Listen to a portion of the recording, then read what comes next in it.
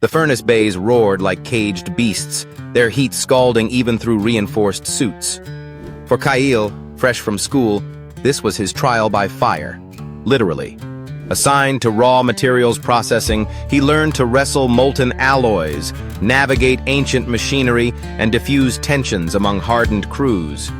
Here, mistakes were costly and respect was earned in sweat. When a containment breach threatened disaster, Kyle's quick thinking saved lives, but also exposed him to suspicion, envy, and the relentless scrutiny of the ship's AI. Every shift in the furnace was a lesson in survival, leadership, and sacrifice.